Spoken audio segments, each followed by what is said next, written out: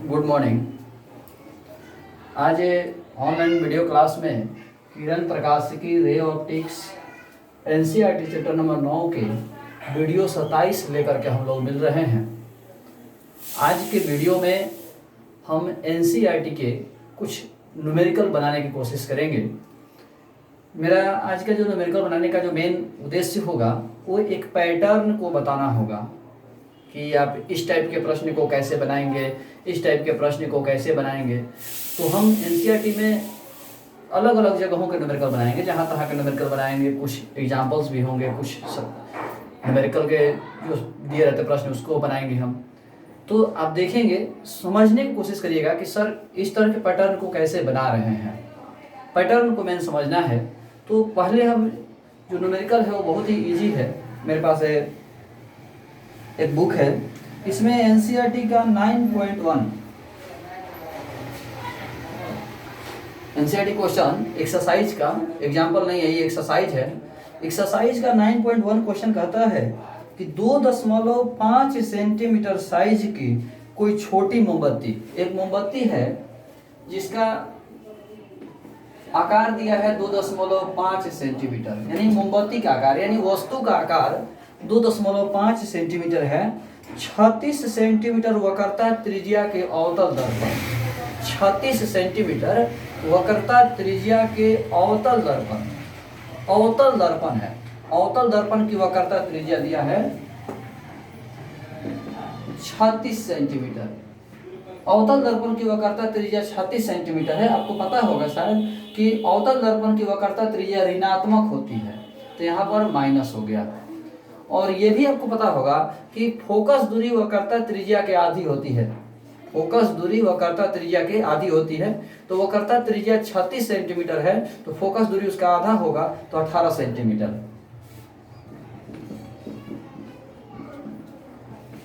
Focus दूरी हो गया 18 सेंटीमीटर। आगे प्रश्न कहता है कि दर्पण से 27 सेंटीमीटर की दूरी पर रखा गया है। जो मोमबत्ती रखा गया है, जो वस्तु रखा गया है, उस 27 सेंटीमीटर की दूरी पर रखा गया है, यानी वस्तु दूरी दिया हुआ है 27 सेंटीमीटर। आपको तो पता होगा कि वस्तु दूरी हमेशा ऋणात्मक होती है, इसीलिए माइनस होगा। हो सकता है आप लोगों में से कुछ ऐसे स्टूडेंट हो जो नहीं समझ पा रहे हो। h वस्तु की ऊंचाई, r वक्रता त्रिज्या, f फोकस दूरी, u वस्तु दूरी। तो प्रश्न अब क्या पूछ रहा है? प्रश्न पूछा है कि दर्पण से किसी पर्दे को कितनी दूरी पर रखा जाए। दर्पण से, ये एनसीईआरटी का लैंग्वेज है। एनसीईआरटी का न्यूमेरिकल बनेगा तो उसका लैंग्वेज इसी तरह के देता है। मैंने बहुत सी ऐसी बातें लिखेगा जो अनावश्यक भी है। जैसे प्रश्न कर रहा है कि दर्पण से किसी पर्दे को कितनी दूरी पर रखा जाए कि उसका सुस्पष्ट प्रतिबिंब पर्दे पर बने, यानी पर्दा को कहाँ रखा जाए, दर्पण से पर्दे को कहाँ रखा जाए कि प्रतिबिंब पर्दा पर बने। तो स्वाभाविक सी बात है, प्रतिबिंब मान लीजिए 20 सेंटीमीटर दूरी पर बनेगा, तो 20 सेंटीमीटर पर पर्दा रहेगा तब ही ना प्रतिबिंब पर्दा पर बनेगा। स्वाभाविक सी बात है। कह रहे कि पर्दा को कहाँ रखा जाए कि प्रतिबिंब पर्दा पर बने। तो जहाँ जितनी दूरी पर प्रतिबिंब बनेगा उतना ही दूरी पर पर्दा रख देंगे तो काम चल जाएगा। यानी प्रश्न ये पूछ रहा है कि प्रतिबिंब दूरी क्या है, क्योंकि जो प्रतिबिंब दूरी होगी वही दर्पण से पर्दा की दूरी होगी, यानी प्रतिबिंब दूरी पूछ रहा है। प्रतिबिंब दूरी पूछ रहा है। आगे प्रश्न कहता है प्रतिबिंब की प्रकृति, यानी प्रतिबिंब कैसा है, वास्तविक है कि काल्पनिक है। साइज यानी उसका आकार का वर्णन कीजिए। ये हमारा प्रश्न कह रहा है, ध्यान दीजिएगा। प्रकृति भी बताना है और प्रतिबिंब का आकार भी बताना है। ये हमारे पास डाटा उपलब्ध हो गया। प्रश्न जब न्यूमेरिकल बनाइएगा तो न्यूमेरिकल बनाते समय ये जरूर ध्यान रखिएगा कि एक एक शब्द को, सबसे पहला न्यूमेरिकल में जो स्टेप होते हैं उस स्टेप को भी समझ लीजिए आप लोग। 12 का, ये सेकेंड ईयर का हम लोग का फर्स्ट क्लास है न्यूमेरिकल का। तो हम आप लोगों से बताने की कोशिश करें कि सबसे पहले आप डाटा का सिलेक्शन कीजिए, डाटा चुनिए। चाहे आपको देखिए न्यूमेरिकल एक ही बार में बन जाए ये कोई जरूरी नहीं है, बन भी जाए कोई भी मतलब नहीं, नहीं बने तो भी आपको अफसोस होने की जरूरत नहीं है, आपको दुखी होने की जरूरत नहीं है। इसलिए क्योंकि न्यूमेरिकल एक बार में बनना पॉसिबल है ही नहीं। न्यूमेरिकल के स्टेप होते हैं। कुछ बच्चे ऐसे होते हैं जो एक न्यूमेरिकल बनाते हैं तो कहते हैं कि शुरू से लेकर लास्ट तक सब समझ में आ गया, सब समझ में आ गया। अगला न्यूमेरिकल दे दिया जाता है तो एक को समझ में नहीं आया। ये कौन सा न्यूमेरिकल तरीका कि समझ में आया तो एक बार टोटल, नहीं समझ में आया तो एक बार बिल्कुल टोटल नहीं। ये तो सिंपल सी बात है। इसका मतलब आप रट रहे थे, आप स्टेप वाइज समझिए। तो सबसे पहले चुनने आना चाहिए। चाहे हम कोई भी प्रश्न दें उसमें आप चुन लीजिए, डाटा चुन लीजिए कि हाँ कौन कौन डाटा दिया हुआ है। न्यूमेरिकल नहीं बने तो भी कोई दिक्कत नहीं है, चुनने आना चाहिए। दूसरा बात, जो चुन लेते हैं तो आपको ये पता होना चाहिए कि निकालना क्या है।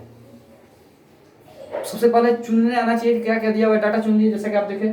उसके बाद निकालना क्या है, ये दो चीज पता हो गया। तीसरा हम लोग टर्म देखेंगे कि जो निकालना है तो उसका सूत्र क्या क्या होता है। सबसे पहले चुनने आना चाहिए, क्या क्या दिया हुआ है। सबसे पहला स्टेप आपको कोई न्यूमेरिकल दे, चुनने आना चाहिए। वो आप स्टेप जब क्लियर कर लिए तो आपको ये पता होना चाहिए कि क्या निकालना है। बहुत से बच्चे ऐसे होते हैं जिनको पता ही नहीं है कि निकालना क्या है। जहां मानता है कहीं भी आंसर ला दीजिए, बच्चा कहते जी सर ठीक बा, उनको पता ही नहीं कि जाना कहाँ है, आंसर कहाँ पर होगा। जो मान लीजिए निकालना है वस्तु प्रतिबिंब दूरी, हम निकाल दिए वस्तु की ऊंचाई, बच्चे बोले ठीक है, तो बच्चे कहते यस सर। नहीं, ऐसा नहीं होना चाहिए। आपको कंफर्म होना चाहिए कि हाँ मुझे क्या निकालना है। कहीं गलत जगह पर भी आंसर, हम लोग न्यूमेरिकल बनाते हैं तो आंसर एक याद कर लेते हैं, मान लीजिए 5 सेंटीमीटर, और 5 सेंटीमीटर चाहे जहां आ जाए वही जे स्टॉप, वहीं पर रोक देना है। ये तो कोई तरीका ही नहीं हुआ, आप हवा में तेज मार रहे हैं। तो सबसे पहले चुनने आना चाहिए, उसके बाद क्या निकालना है ये पता होना चाहिए, उसके बाद सूत्र कि जो निकालना है उसका सूत्र क्या होगा। क्योंकि अभी तो चूंकि शुरुआत है आप लोगों का, जब हम लोग इलेक्ट्रोस्टैटिक पढ़ रहे होते ना एनसीईआरटी चैप्टर नंबर 1 से, चूंकि लाइट में कम फार्मूला है, ज़्यादा फार्मूला नहीं है लाइट में, लेकिन इलेक्ट्रोस्टैटिक पढ़ रहे होते तो उसमें एक एक राशि के कम से कम 5-10 सूत्र हैं। तो वहां पर आपको कंफ्यूजन होता है कि मान लीजिए कोई बल निकालना है तो बल का 5 सूत्र है, तो उन 5 में से कौन सा सूत्र लगेगा।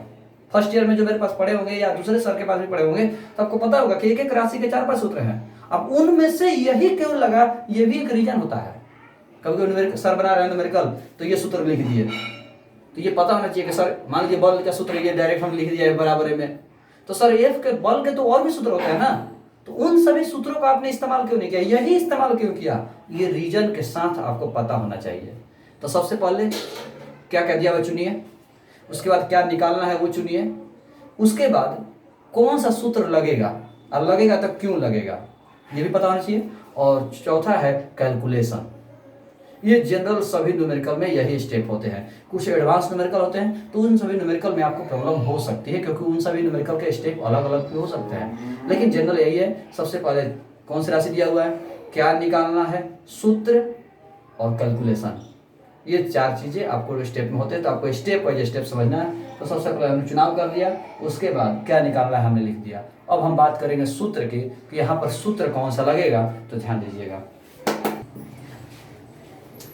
अब देखिएगा हमें भी निकालना है, तो दर्पण सूत्र होता है 1/v plus 1/u equal to 1/f। आप जानते होंगे दर्पण सूत्र होता है 1/v प्लस 1/u बराबर 1/f। तो u का मान दिया हुआ है, f का मान दिया हुआ है, v का मान निकल जाएगा। तो 1/v बराबर 1/v प्लस 1/u का मान 1/-27 बराबर 1/f का मान -18। अब सॉल्व कर दे रहे हैं, केवल 1/v माइनस हो जाएगा, ये प्लस माइनस माइनस होगा, -1/27 बराबर -1/18 हो जाएगा। ये माइनस यहाँ लिखिए चाहे यहाँ लिखिए कोई फर्क नहीं पड़ता है।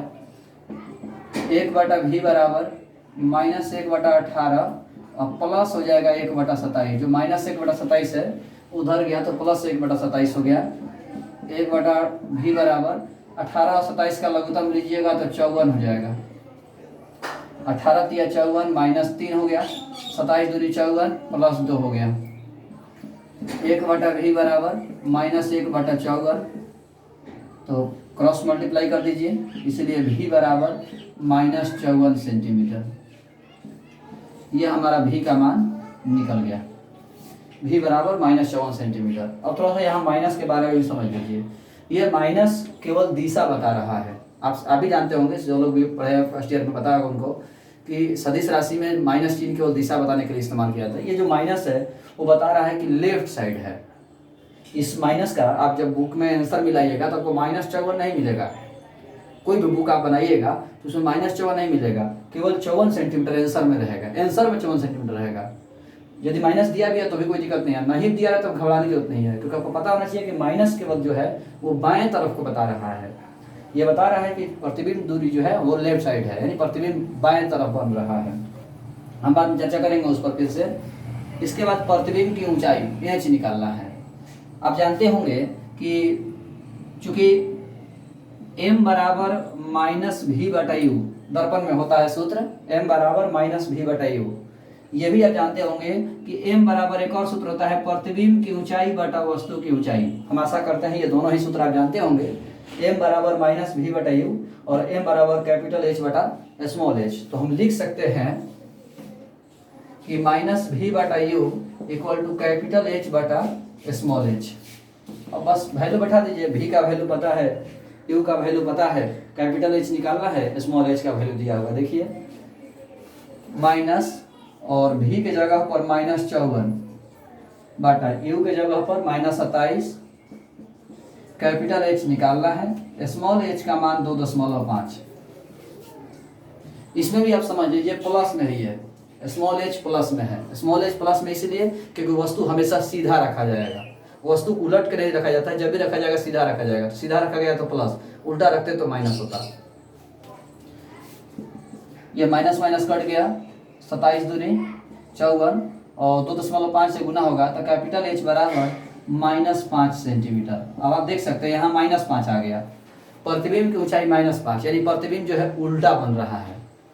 -5 का मतलब हुआ प्रतिबिंब 5 सेंटीमीटर का ऊंचा 5 सेंटीमीटर का ऊंचाई का बन रहा है, और माइनस का मतलब है कि उल्टा बन रहा है। कुल मिलाकर फाइनल हम बात करते हैं, देखिएगा प्रतिबिंब जो बन रहा है दर्पण से बाएं तरफ, माइनस का मतलब बाएं तरफ, शब्द को समझिए, प्रतिबिंब जो बन रहा है वो दर्पण से बाएं तरफ 54 सेंटीमीटर की दूरी पर 5 सेंटीमीटर ऊंचाई का वास्तविक और उल्टा बन रहा है। और कुछ आप लोगों में से कह सकते हैं कि सर कैसे जानते हैं कि वास्तविक होता है, तो प्रतिबिंब जब उल्टा बनेगा तो वास्तविक होगा, ये आपको पता होगा। तो हम लिख सकते हैं अतः प्रतिबिंब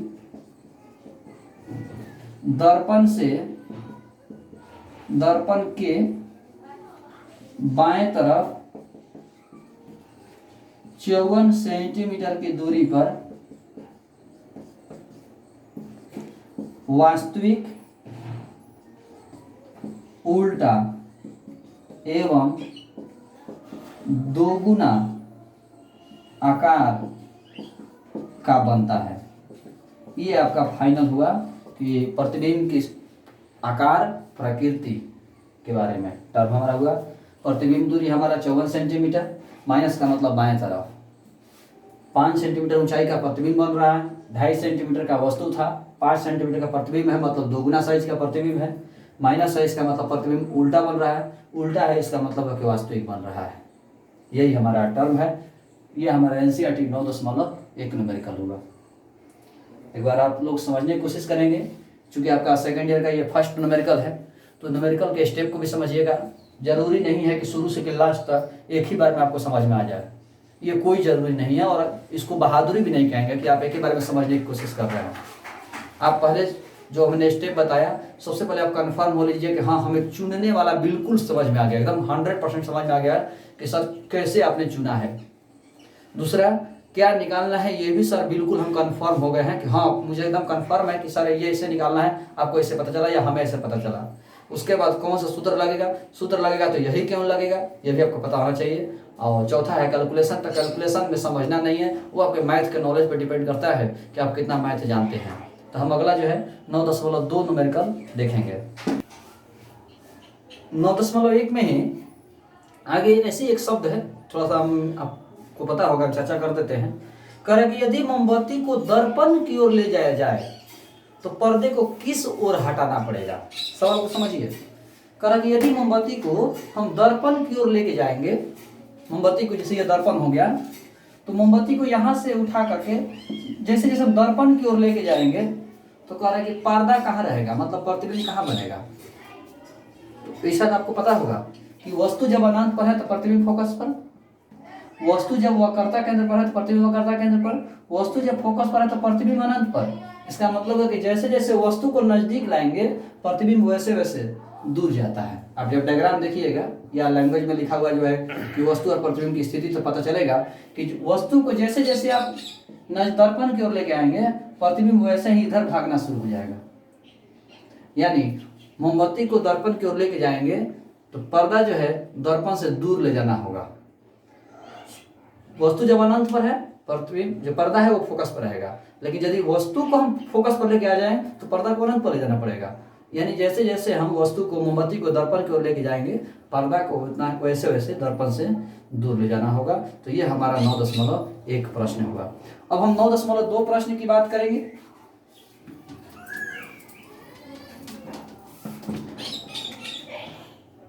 नौ 9.2 प्रश्न कह रहा है, ध्यान दीजिएगा, कि 4.5 सेंटीमीटर साइज की कोई सुई, 4.5 सेंटीमीटर साइज की कोई सुई, वस्तु की मैंने सुई जो है यहाँ वस्तु हो गया, तो वस्तु की ऊंचाई दिया है 4.5 सेंटीमीटर। वस्तु की ऊंचाई हो गया 4.5 सेंटीमीटर। अब वस्तु हमेशा सीधा ही रखा जाएगा, तो यह प्लस हो गया। सुई 15 सेंटीमीटर फोकस दूरी के, 15 सेंटीमीटर फोकस दूरी के, फोकस दूरी दिया हुआ है 15 सेंटीमीटर। स्टेप पर चलिए, 15 सेंटीमीटर दिया हुआ फोकस दूरी 15 सेंटीमीटर के उत्तल दर्पण, यानी जो फोकस दूरी दिया है वो किसका है? उत्तल दर्पण का। और आपको पता होगा शायद उत्तल दर्पण की फोकस दूरी हमेशा धनात्मक होती है, इसीलिए फोकस दूरी प्लस हो गया। फिर से एक बार, 4.5 सेंटीमीटर की सुई, तो वस्तु की ऊंचाई दे दिया 4.5 सेंटीमीटर, 15 सेंटीमीटर फोकस दूरी के उत्तल दर्पण, तो उत्तल दर्पण की फोकस दूरी प्लस होती है, इसीलिए प्लस में लिखा हुआ है, से 12 सेंटीमीटर की दूरी पर रखा गया है। वस्तु कहाँ रखा गया है? सुई कहाँ रखा गया है? तो 12 सेंटीमीटर की दूरी पर, यानी वस्तु दूरी दिया हुआ है 12 सेंटीमीटर। और आपको पता होगा कि वस्तु तो हमेशा माइनस में होता है, वस्तु हमेशा ऋणात्मक होता है, वस्तु दूरी हमेशा ऋणात्मक होगा। तो कह रहा है प्रश्न में कि प्रतिबिंब की स्थिति, यानी प्रतिबिंब की स्थिति का मतलब प्रतिबिंब कहाँ बनता है, ये आपको पता होगा कि प्रतिबिंब की स्थिति का मतलब प्रतिबिंब कहाँ बनेगा। भी प्रतिबिंब दूरी पूछ रहा है कि प्रतिबिंब कहाँ बनेगा। प्रतिबिंब की स्थिति तथा आवर्धन लिखिए, आवर्धन का भी मान निकालिए, एम का भी मान पूछ रहा है कि क्या होगा, आवर्धन निकालने के लिए कह रहा है। इसके बाद कह रहा है कि जब सुई को दर्पण से दूर ले जाएंगे तो क्या होगा, वर्णन कीजिए। खैर उस पर हम लोग बात करेंगे। अब यहाँ ध्यान दीजिएगा, भी निकालना है, ई और एफ दिया हुआ है। लगभग प्रश्न उसी तरीके से, थोड़ा सा अंतर है, वहां पर प्रतिबिंब की ऊंचाई निकालना था और यहाँ पर जो है आवर्धन निकालना है, बस इतना ही का अंतर है और कोई अंतर नहीं है। तो शुरुआत करते हैं, 1/v प्लस 1/u बराबर 1/f, 1/v प्लस 1/u बराबर 1/f। तो 1/v प्लस u का मान -12 बराबर 1/f का मान +15, 1/v minus 1/12 plus minus minus हो गया बराबर 1/15। ध्यान दीजिएगा, तो 1/v बराबर 1/15, माइनस 1/12 जो है राइट साइड जाएगा तो प्लस हो जाएगा, तो प्लस 1/12 हो गया। 1/v बराबर लघुत्तम ले लीजिए तो 60 हो गया, 15 और 12 का लघुत्तम 60 हो गया, तो 15 चौके 60 और 12 पचे 60। 1/v बराबर 9/60, v बराबर पलट जाएगा 60/9, v बराबर 9 छक्का 54, 6 9 छक्का 54, यानी बार 6 होगा, तो 6.67 सेंटीमीटर। और ध्यान दीजिएगा प्लस में आया है, प्रतिबिंब दूरी प्लस में आया है, प्रतिबिंब दूरी प्लस है 6.67 सेंटीमीटर का। इसके बाद आवर्धन पूछ रहा है, एम का मान कितना होगा। अब जानते होंगे कि एम बराबर होता है -v/u, एम बराबर -v/u, तो एम बराबर माइनस v का मान हम 60/9 लिखते हैं, और u का मान कितना दिया है 12 सेंटीमीटर, माइनस में माइनस माइनस कटेगा, 12 5 60, यानी फाइनली m बराबर 5/9, शायद आप लोग समझ रहे होंगे, ऊपर छोटा है नीचे बड़ा है, इसका मतलब भाग देंगे तो m का मान 1 से कम आएगा, 9×5 = 45, इस तरह से आएगा m का वैल्यू 0.555 और प्लस में आया है, ये भी आप ध्यान दीजिएगा, m का वैल्यू प्लस में आया है। और टोटल हम लोग नियम को समझते हैं कि क्या क्या होगा, लिखेंगे कैसे जवाब। उत्तल दर्पण में यहाँ दे रहा है कि प्रतिबिंब दूरी प्लस में है, प्लस में है मतलब दाहिने साइड है, प्रतिबिंब जो बनेगा वो दाहिने साइड बनेगा, 6.67 सेंटीमीटर की दूरी पर बनेगा। अब देखिएगा प्लस में दिया है, m का वैल्यू प्लस में हो तो आपको पता होगा प्रतिबिंब काल्पनिक बनता है, तो प्रतिबिंब काल्पनिक बनेगा और छोटा बनेगा वस्तु से, क्योंकि m का मान आपको पता होगा कि m का मान 1 से छोटा हो तो प्रतिबिंब छोटा बनता है, m का मान 1 हो तो प्रतिबिंब बराबर बनता है, और m का वैल्यू 1 से बड़ा हो तो प्रतिबिंब वस्तु से बड़ा बनता है। तो यहाँ पर m का वैल्यू 1 से कम है तो प्रतिबिंब वस्तु से छोटा बनेगा। तो फाइनली हम चर्चा करते हैं अब, अतः प्रतिबिंब दर्पण से दाएं तरफ, अब आप लोग समझने की कोशिश कीजिएगा, फोकस दूरी कितना है 15 सेंटीमीटर, प्रतिबिंब दूरी कितना है 6.67, फोकस दूरी है 15 सेंटीमीटर पर और प्रतिबिंब दूरी है 6.67, तो क्या हम कह नहीं सकते हैं कि प्रतिबिंब जो है वो फोकस के अंदर में है, प्रतिबिंब दूरी जो है वो फोकस दूरी से कम है, इसका मतलब प्रतिबिंब जो है फोकस के अंदर बन रहा है। तो दर्पण से दाएं तरफ फोकस के अंदर 6.67 सेंटीमीटर पर काल्पनिक सीधा एवं छोटा बनता है, छोटा है वस्तु से, क्योंकि आपको पता ही होगा कि m का वैल्यू 1 से कम है तो प्रतिबिंब छोटा बनता है, m का वैल्यू 1 हो तो प्रतिबिंब बराबर बनता है, और m का वैल्यू 1 से बड़ा हो तो प्रतिबिंब वस्तु से बड़ा बनता है। फाइनल पॉइंट को समझिएगा। देखिए लाइट के न्यूमेरिकल का एक खासियत ये भी है कि किसी भी न्यूमेरिकल को जब बनाइएगा तब खुद चेक भी कर सकते हैं कि हमने सही बनाया है कि गलत बनाया है। जैसे पीछे वाला प्रश्न में वास्तविक आया था, प्रतिबिंब वास्तविक था, तो स्वाभाविक सी बात है कि माइनस में ही होगा, प्रतिबिंब दूरी माइनस में ही होगा, क्योंकि वास्तविक है तो माइनस में होगा। यहाँ देखिए प्रतिबिंब दूरी प्लस में है, उत्तल दर्पण में प्रतिबिंब दूरी प्लस में है, दाहिने साइड है, m का वैल्यू 1 से कम है मतलब प्रतिबिंब छोटा है, प्लस में है इसका मतलब है कि काल्पनिक है। तो आपको पता होगा कि उत्तल दर्पण में वस्तु कहीं भी